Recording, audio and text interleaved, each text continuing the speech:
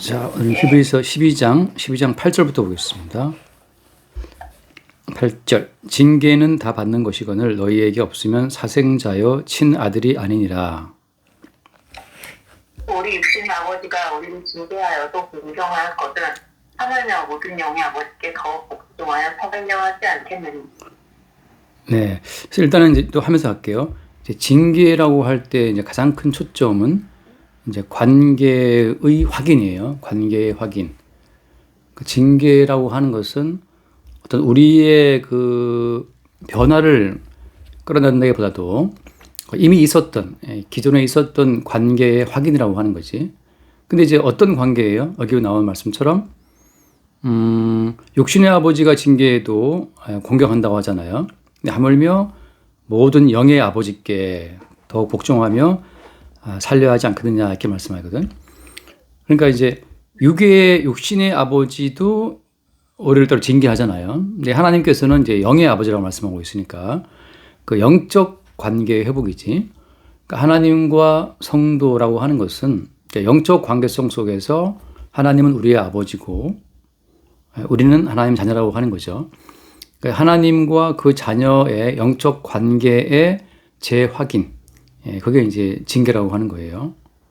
그러니까 이미 하나님 아버지와 성도는 아버지와 자녀로 묶여 있다고, 이미 연결되어 있단 말이지. 무엇으로? 예수님의 살과 피로.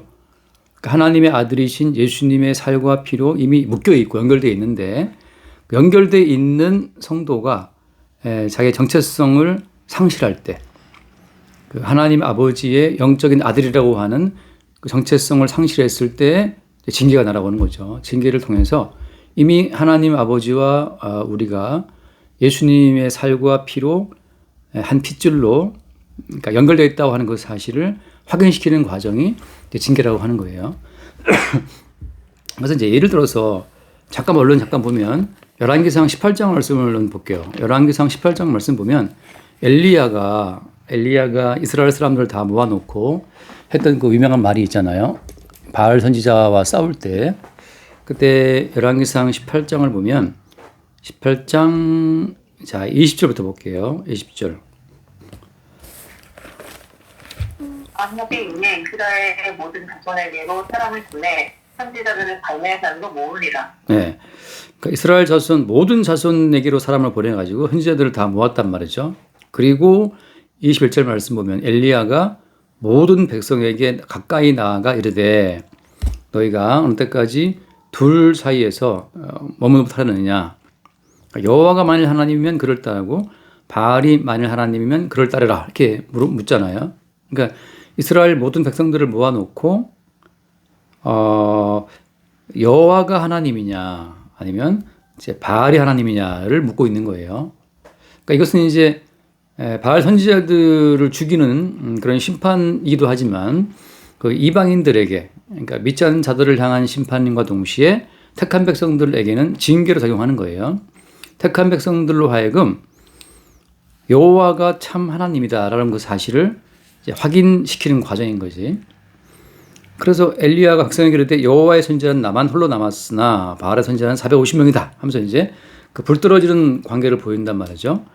하늘에서 떨어지는 그 불이 재물을 다 불태웠을 때, 그때 이제 이스라엘 백성들은 알게 되는 거죠. 여호와가 참 하나님이었다는 사실을 알게 되는 것처럼, 징계라고 하는 것은 너 진짜 아빠가 누구냐, 진짜 아버지가 누구야 라고 하는 것을 확인시켜 주시는 과정인데, 이스라엘 백성들은 이때까지 지금 누구를 자기들의 아버지로 봤던 거예요?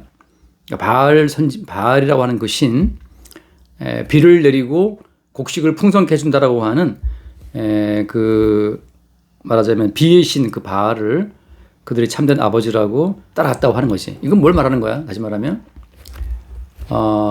육의 아버지죠. 육의 아버지. 그러니까 사람들이 하나님을 떠나가는 것은 뭐 때문이냐면 육신의 필요 때문이에요. 육신의 필요 때문에 사람들은, 그러니까 먹고 마시는 그 문제 때문에 영의 아버지를 떠나간다고. 오늘 돌아와서 보게 되면 히브리서 아까 전에 하나님을 뭐라고 묘사했어요?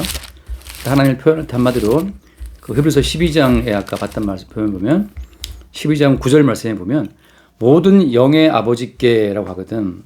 그러니까 육신의 아버지가 있고 영의 아버지가 있는데 하나님은 모든 영의 아버지께 더욱 복종하며 살려하지 않겠느냐라고 해서 하나님을 영의 아버지라고 하죠. 이게 이제 차이점이에요. 사람들은 무엇을 먹고 마실지, 그러니까 그 돈 때문에 그 돈의 필요를 채워주는 존재를 아버지라고 본단 말이죠. 그 유명한 그 탈무드에 나온 유명한 말이 있잖아요. 아버지를 죽인 원수는 용서를 해도 내 돈을 떼먹은 놈은 용서 못한다. 그런 유명한 말이 있거든.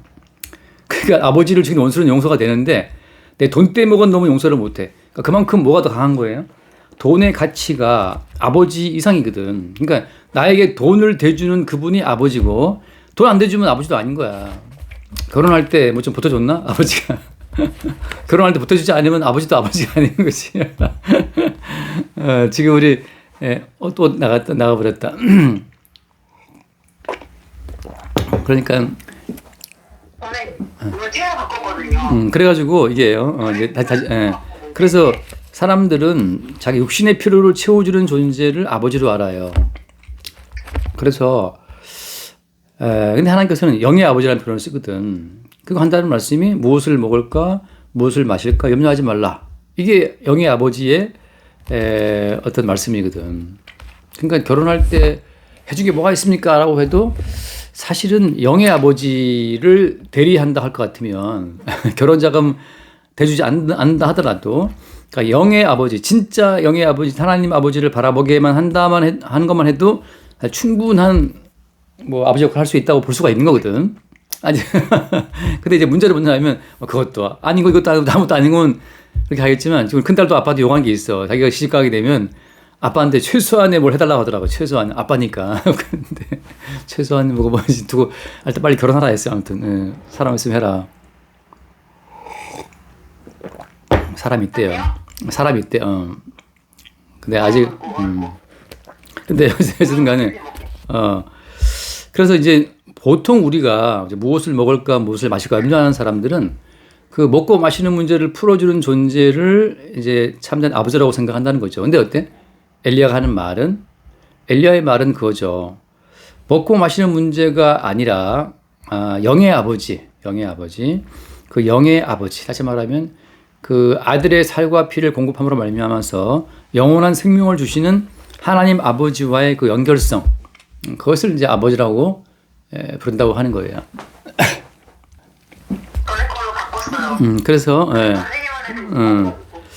그래서 이게 지금 문제는 뭐냐면 먹고 마시는 문제가 풀리고 육신이 풍부한다 하더라도 그 육신이라고 하는 것은 그다음 이미 하나님의 심판이 확정된 어떤 심판 대상이기 때문에 육신으로서는 구원이 없거든. 잠깐 하나 말씀 봐요. 이거 그러니까 요한복음 6장 말씀 보면 요한복음 3장 요한복음 3장을 잠깐 보겠습니다. 요한복음 3장을 보면 3장 5절부터 볼게요. 3장 5절 6절. 자, 예수께서 대답하시다. 진실로 진실로 내게 이르노니 사람이 물과 성령으로 나지 아니하면 하나님 나라에 들어갈 수 없느니라. 그다음 봐요. 육으로 난 것은 6이요, 여기도 난 것은 0이. 자, 이게 핵심이거든. 육으로 난 것은 육이기 때문에 육신의 필요를 따라서 아무리 잘 먹고 잘 입고 잘 산다 하더라도 마지막은 다 지옥이라고 그냥. 그러니까 육신의 아버지의 징계라고 하는 것은 너 뭘 먹고 사는 문제 풀었냐? 이게 육신 아버지의 징계거든. 육신의 아버지는 똑같이 그냥 먹고 사는 문제의 메인자들이기 때문에 죽기를 무서워함으로 일생에 매여 종처럼 살아가는 자들이기 때문에 육신의 아버지는 또 어때요? 육의 자녀들한테 먹고 사는 문제 그것만 막 쏘아댄다고. 근데 육으로 한 것은 육이기 때문에 아무리 잘 먹고 잘 입어도 다 지옥이에요. 주님 말씀하시면 어떤 거예요? 육으로 한 것은 육이다, 영으로 한 것은 영이다. 그래서 거듭난다. 물과 성령으로 거듭남을 말씀하고 있는 거거든요. 그러니까 지금 징계라고 하는 것은 육으로 하는 것은 육이었고 육의 세계를 야단쳐가지고 육의 세계를 강화하는 것이 징계의 목적이 아니에요. 다시 말하면은 뭔가 우리의 삶 가운데 문제가 있다고 해서 더 많이 기도해야지, 범죄하지 말아야지. 그럼 뭐 범죄하지 않고 더 열심히 기도해야지라고 할 때 육신적 세계가 불안하다고 해서 육신적 세계에 어떤 돈이 지금 나가고 있어. 누가 아프고 있어. 그러니까 그 육신적 세계의 필요 때문에 자기를 단장한다고 하는 것은 어때요? 그거는 징계의 목적이 아니라는 거지. 아무리 육신은 단장하고 또 단장한다 하더라도 여기서 하는 건 위기이기 때문에 다 멸망이란 말이죠.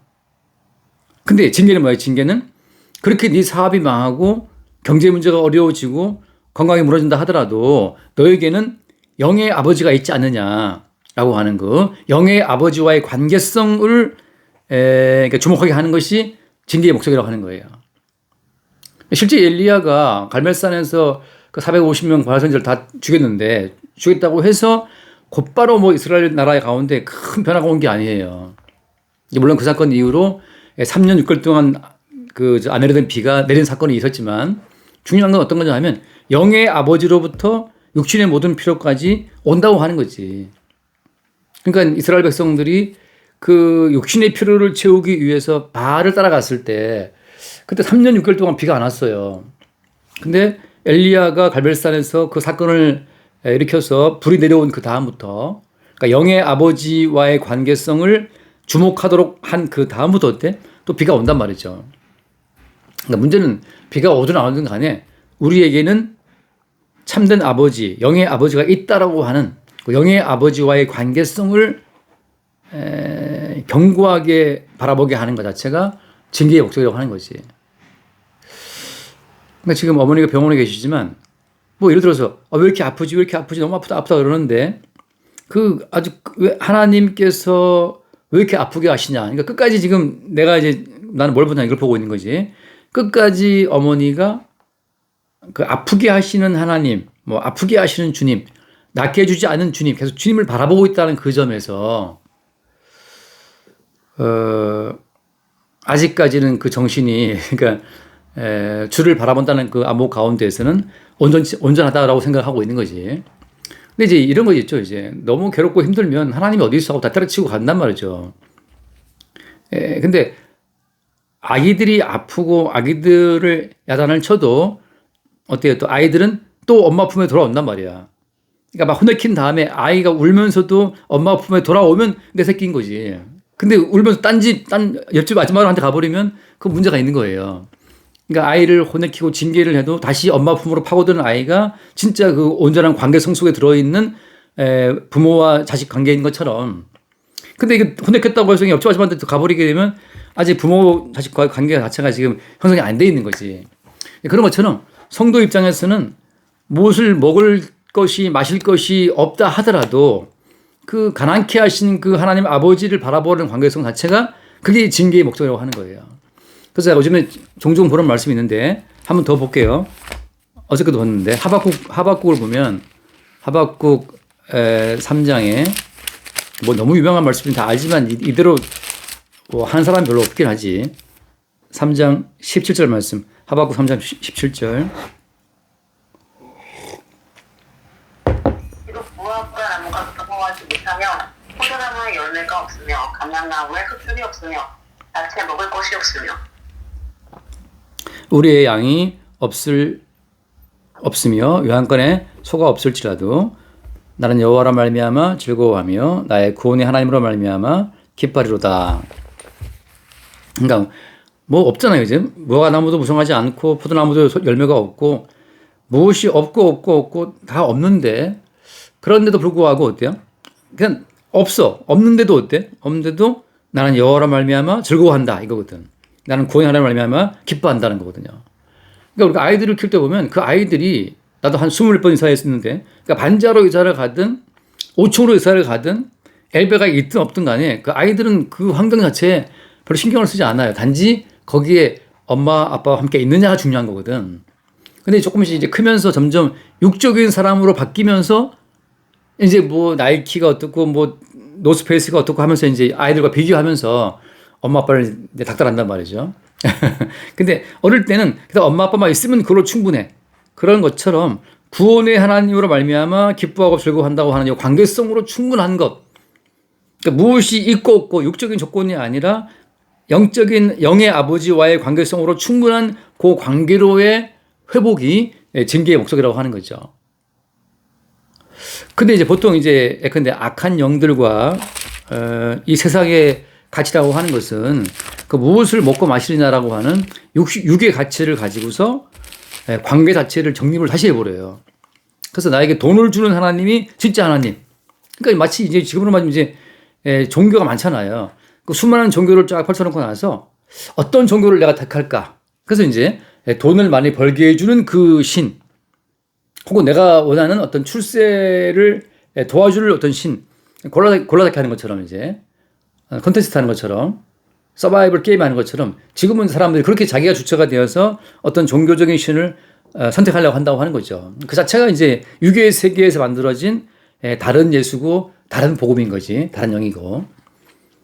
그래서 지금 여기서 이제 징계라고 하는 것은 영의 아버지가 있지 않느냐라고 하는 그 영의 아버지와의 관계성 자체를 재확인시켜 주는 것 자체가 징계의 과정이라고 하는 거죠. 그래서 이제 실제적으로 누가 모델 샘플이에요. 샘플이 한번 다 돌아와서 봐요. 히브리서 12장 예를 들어서 2절 말씀 보면 2절에 이제는 주여 또 온전히 사시는 이인 예수를 바라보자. 그는 그 앞에 있는 기쁨을 위하여 십자가를 참사 부러움을 개의치 아니하시더니 하나님 보좌 우편에 앉으셨느니라. 그러니까 예수님께서 이 모든 믿음의 여정에 이제 모델이고 샘플이고 원천이신데, 그러니까 그 앞에 있는 기쁨을 위하여 십자가를 참았다고 하는 거죠. 부끄러움을 개의치 않았다고 하는 거죠. 그러니까 마귀가 와서 야, 그 떡 만들어 먹으라 하잖아요. 떡 만들어 먹으라. 요즘으로 치면 이제 돈 만들어, 돈을 벌어라 그 소리인데, 그러니까 마귀의 시험이 너 떡 만들어 먹을 수 있어? 너 돈 벌 수 있어? 돈 못 벌어.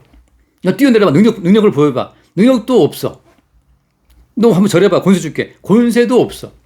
그러니까 예수님이 받으신 그 모든 시험은 이 세상 신 마귀가 시험한 그 세 조목 가운데에서 예수님은 아무것도 없어요. 마치 이재입사처럼 이재입사 돈 벌어봐. 돈 못 벌어. 이재입사 능력도 뭐 별로 없어. 권세도 없어. 아무것도 없는 산무. 그러니까 얼마나 감사해요. 아무것도 없는 게. 근데 그러니까 이게 우리가 돈 벌 수 있는 권세가 있는데, 능력이 있는데 안 버는 것, 이것은 자기 의로 돌아올 수가 있지만 어떻게든 돈 벌 재주가 없어. 이거는 안 돼. 그냥 자동적으로 마귀의 시험을 이기는 거예요. 자동적으로.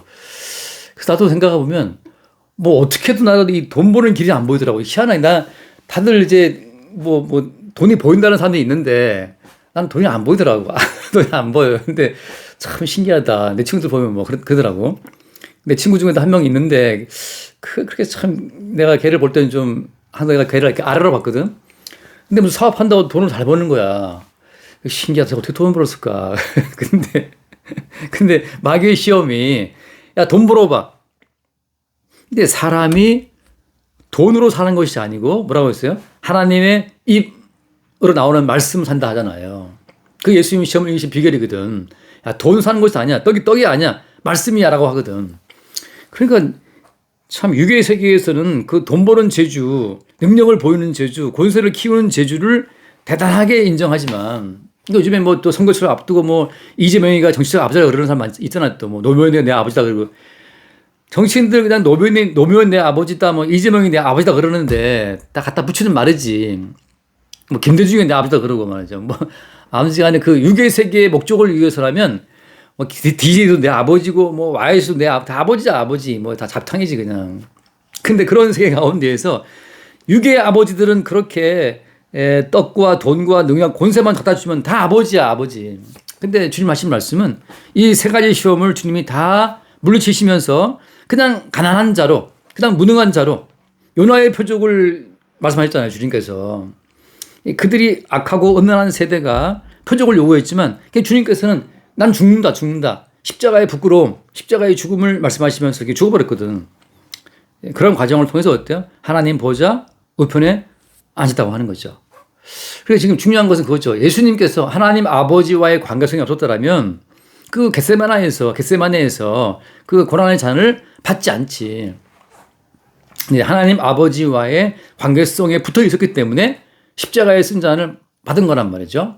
마찬가지예요. 그러니까 지금 영의 아버지와의 관계성을 지금 강조하고 있는 것은 이 땅에서 우리가 떡도 없고 뭐 능력, 권세도 다 없고 부끄러움 가운데 실패자의 인생을 살아간다 하더라도 영의 아버지가 있지 아니하냐라고 하는 그 영의 아버지의 품으로 그 파고 들어가는 그 엄마 품에 파고드는 아이처럼 영의 아버지께로 파고 들어가는 그 자들이 자녀인 거고 사생자가 아닌 거죠. 친아들인 거고 친자녀인 거고 그들이 어때요?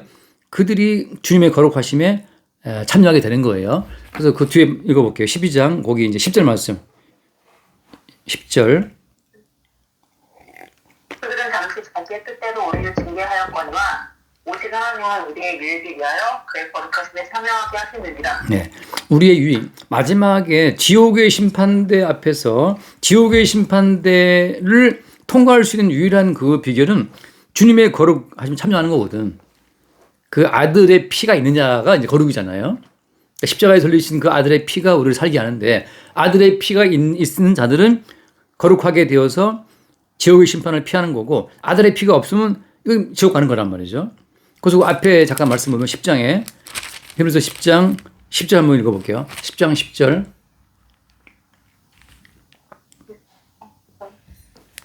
잠시만요. 이 뜻을 따라 예수 그리스도의 몸을 단번에 들이심으로 우리가 거룩함을 얻었노라. 그러니까 예수님의 몸을 단번에 들이심으로 우리는 거룩함을 얻은 것이지 우리의 개별적 노력으로 된 게 아니란 말이죠. 그다음에 그 뒤에 14절 말씀 14절. 그가 거룩하게 된 자들을 한 번의 제사로 영원히 온전하게 하셨느니라. 한 번의 제사. 뭘 말하는 거예요? 십자가에서 했는데 십자가에 자기 몸을 들이신 예수님 하나님 아들의 그 한 번의 제사로 말미암아서 하나님 자녀들은 영원히 온전하게 됐다고 하는 거죠. 영원한 온전한 자체는 그 아들의 십자가의 제사로 말미암아서 거룩하게 되고 온전하게 됐다고 하는. 그러니까 다시 말해서 우리가 좀 삶이 어렵다고 해서 내가 기도를 게을리했나? 뭐 기도 더 열심히 하고 성경 열심히 보고 막 그래갖고 좀 나은 삶을 위해서 애쓴다 할 것 같으면 그것은 징계가 아니에요. 징계라고 하는 것은 내가 비록 무화과나무 잎이 무성치 못하고 떡의 문제가 해결이 안 되고 돈을 손에 못다 하더라도 영의 아버지가 있다고 하는 것으로 더욱더 영의 아버지의 품으로 파고 들어가는 그것이 거룩인데 이거 징계의 목적인데 그 가운데 뭐가 있다는 거죠? 거룩하심이 있다고 하는 거지. 그 다음에 11절 말씀 11절. 제사장마다 내 서서 숨기며 다시 아니 거기 말고요. 12장 11절 볼게요. 12장 11절. 무릇 징계가 당시에는 즐거워 보이지 않고 슬퍼 보이나 후에 그로 말미암아 연단 받은 자들은 의와 평강의 열매를 맺느니라. 결국은 처음에는 좀 이게 왜 이렇게 날 아프게 하지? 왜 이렇게 내가 돈을 까먹게 하지? 왜 이렇게 내 인생을 괴롭게 하시지?라고 하지만 그런 과정 가운데에서 영의 아버지를 더욱더 바라보는 그 바라본 가운데에서 이제 어때요? 웬만한 가난함과 어려움과 무능함과 그런 낭패감 가운데서 흔들리지 않는 의와 평강과 의의 평강의 열매를 맺는다고 하는 거죠. 이제 안정감이 안정감. 남들은 사소한 거에도 뭐 자빠져 넘어지고 있지만 이거는 영의 아버지와 그 아들 예수의 피로 연결되어 있는 자녀 같은 경우에는 웬만한 일이 닥쳐와도 그것 때문에 뭐 그렇게 불안하거나 흔들리지 않아요. 안정감이 있는 거지. 의와 평강의 열매가 이미 맺는데 하는 말씀처럼 의의 평강의 열매가 그 속에 있기 때문에 흔들리지 않는 거죠. 인생을 살다 보면 얼마나 많은 일들이 많아요. 얼마 전에도 뭐 나 보니까 그 무슨 논설위원 했던 분 그 인천대교에서 자살했잖아. 인천대교에서 떨어져. 근데 내가 예전에 그분을 한번 TV에서 보고 나서 인상을 좋게 봤었는데 이제 그 뒤로 이제 한참 소리 갔지. 근데 문제는 뭐냐면 어떤 일이 온다 하더라도 의와 평강의 열매를 맺은 사람들은 연단받은 사람들은 그 하나님 아버지와의 관계성이 든든히 서 있는 사람들은 뭔 일이 와도 그것 때문에 흔들리지 않아요. 근데 이제 아버지가 없다 보니까 자기의 가치, 자기의 어떤 논리, 자기의 삶 가운데 문제가 있을 때 뭐 쓰러지는 거지. 그래서 징계라고 하는 것은 먼 일이 온다 하더라도 일단 패스. 먼 일이 온다 하더라도 네. 없잖아요. 그렇죠. 그러니까 먼 일이 온다 하더라도 이게 문제 뭐 상관없어요. 먼 일이 온다 하더라도 영의 아버지와의 관계성으로 돌아간다고 하는 거지. 그리고 결국은 우리가 하는 그 모든 말은 어떤 말이에요? 그분이 이 세상, 이 세계에서, 이 땅에서 어떤 선악 가치를 말한다 하더라도 어때요? 선악 가치 자체를 논하는 이 땅 자체가 어때? 지금 도매급으로 하나님 보시기에 심판의 대상이라고. 이 땅에서 여야, 야가 싸우든 진보와 부가 싸우든 간에 이 땅에서의 선악 가치의 모든 논쟁은 어때요? 도매급으로 싸그리 주님께서는 이미 심판을 선언하신 거란 말이죠. 그러니까 이 땅에서의 시시비비가 문제가 안 돼요. 그냥 취미 생활처럼 시시비비를 따지고 있는 거지. 하나님 보시기엔 어때? 몽땅 다 지옥의 심판이 선고가 됐기 때문에 이 땅에서의 모든 산업가치 자체가 하나님께 의미가 없다고. 인간들에게나 의미가 있을 뿐이야. 인간들에게나. 그래서 나도 어때? 취미 생활처럼 인간들에게나 의미 있는 어떤 말을 던지는 거지. 하나님 앞에서는 이 땅에서 옳다 해서 그 사람이 손고하나? 그렇지 않거든요. 그러니까 우리가 넓게 정말 포괄적으로 우주적 차원에서 이 땅을 바라봐야 되는 거지. 이 단편적으로 어떤 지역적으로 국가적으로 시대적으로 어떤 선악가치에 휘둘리게 되면 이 전체 인류를 하나님 보시기에 의라고 하는 그리스도 예수의 피로 인해서 거룩히 하신 자들을 구원하시는 하나님의 큰 경륜 가운데 이탈하게 돼요. 벗어나는 거지. 그러니까 우리가 성경을 볼 때마다 영의 아버지와의 관계성으로 되돌아오는 그 징계의 어떤 채찍질처럼 이 모든 말씀 자체가 우리 가운데 주어지는 거라고. 그래서 말씀이 주어지게 되면 내가 좀 다른 가치에 내가 눈을 돋구나는 사실을 또 금방 보게 되는 거지. 그러니까 항상 우리가 성경을 나누고 말씀 나누는 것은 이 땅의 어떤 단편적인 관점, 그리고 이제 상대적인 관점, 그리고 이제 어떤 역사의 한 부분에서만 통용되는 가치, 그런 가치로 이제 우리가 보통 휘말릴 수가 있거든요. 근데 그게 아니라는 거지. 지금 주님께서는 영원한 생명의 가치를 가지고 우리를 말씀하고 있는 거니까 그게 중요하다고 하는 거죠. 마지막 뒤에 12절 말씀, 12절. 그러므로 피곤한 손과 연약한 무릎을 일으켜 세우고 나를 위하여 곧은 길을 만들어 저런 다리로 하여금 어그러지지 않고 고침을 받게 하라. 그러니까 사람들이 피곤해진다고 하는 것은 왜 피곤해지냐 하면 자기가 생각하는 기준점이 있잖아요. 이래 살아야 되는다라고 하는 거. 근데 사실 어때? 기준점 자체는 주님이 제시하는 거라. 그러니까 주님이 제시하시는 그 기준 자체는 어디가 목표야? 목표점이? 그건 그리스도 예수의 십자가의 여정이 목표예요. 그러니까 예수님께서는 부끄러움을 개의치 아니하시고 십자가를 참았단 말이에요. 참고 하나님의 보좌로 들어갔잖아요. 그런 것처럼 지금 우리가 유일하게 우리가 비교해 볼 수 있는 어떤 그 기준점 자체는 예수님인데 예수님이 걸어왔던 그 십자가의 여정 가운데서 우리가 지금 어떤 한 지점에 가고 있는 길이란 말이죠. 그래서 피곤한 손, 연약한 무릎을 이렇게 세우라고 말씀하고 있는 것은 십자가에 죽임 당하신 주님께서 우리 앞서 그 길로 우리를 인도한다는 사실을 말씀해 주고 있는 거예요. 그게 이제 징계죠. 징계의 목적이죠. 다시금 이 땅의 가치관으로 우리를 바라보고 지금 우리 길에 문제가 있네. 우리가 내가 무슨 죄를 져서 일어나부터 해서 그런 기준점이 아니라 지금 십자가에 죽임 당하신 그래서 하나님의 의를 이루신 예수님의 길을 따라가는 그 여정이 징계의 목적이기 때문에 그 십자가의 길로 우리를 인도한다고 하는 거죠. 그 십자가의 길을 가지고 우리의 모든 이 삶을 조망할 때 그때 이제 피곤한 손과 약한 무릎을 세우고 주를 바라볼 수가 있는 거죠. 아까 하나님 이렇게 마칠게요. 거기 3절 말씀 3절 너희가 피곤하여 낙심하지 않기 위하여 죄인들이 이같이 자기에게 배역한 일을 성신 일을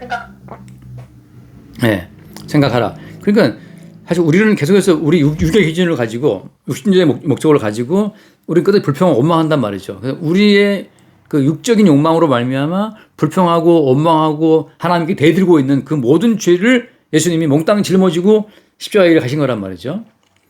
그러니까 우리는 끝없이 원망하는데 육의 필요 때문에 예수님께서는 어때요? 그냥 십자가를 참고 그 길을 갔다고 하는 거지. 그러니까 우리는 십자가의 노선에서 우리를 바라보면서 지금 우리가 뭐 때문에 피곤해하고 뭐 때문에 낙심하고 뭐 때문에 불평하고 원망하고 있는가. 그건 육의 기준 때문이죠. 바알을 하나님을 생각하고 상상한 그 욕망 때문에 우리가 아주 낭패에 낙심하고 있는 거란 말이죠. 그러니까 뭐 어머니가 대장암 수술을 퇴원 앞두고 십이장이 또 터졌다 한다 하더라도 어때요? 그 모든 것은 그냥 십자가를 참으신 예수 그리스도의 그 고난을 기준점으로 찍어두고 보면 그냥 다시금 일어날 수 있는 연약한 무릎을 세울 수 있는 근거가 된다고 하는 거지. 그래서 자기로서 자기를 보지 않고 십자가의 길을 가신 예수 그리스도로 자기를 바라볼 때 그때 비로소 징계가 이루어지는 것이고 그때 피곤한 손과 연약한 무릎을 이렇게 세우고 주를 따라갈 수가 있게 된다고 하는 거예요. 그렇게 우리를 징계하시는 주님을 바라봅시다. 여기까지 할게요. 기도합시다. 하나님 아버지 감사합니다. 참, 저희 삶 속에서 여러 가지 수고작은 징계를 통해서 주님을 다시 바라보게 인도해주세요. 예수를 아멘. 주님 감사합니다. 세상의 기준, 육의 기준을 가지고 휘둘릴 때마다 주님 성령으로 말미암아 우리를 징계하사 우리의 기준점이 십자가의 길을 앞서가신 주님께 있음을 늘 새롭게 보게 하시고 십자가의 길을 따라 영의 아버지께로 돌아간 예수님처럼 우리도 항상 주님의 살과 피로 영의 아버지와 연합된 자녀의 신분인 것을 늘 새롭게 깨닫고 연약한 무릎을 세울 수 있도록 축복하여 주옵소서. 우리 주 예수님을 거드립니다. 아멘. 여기까지 하겠습니다.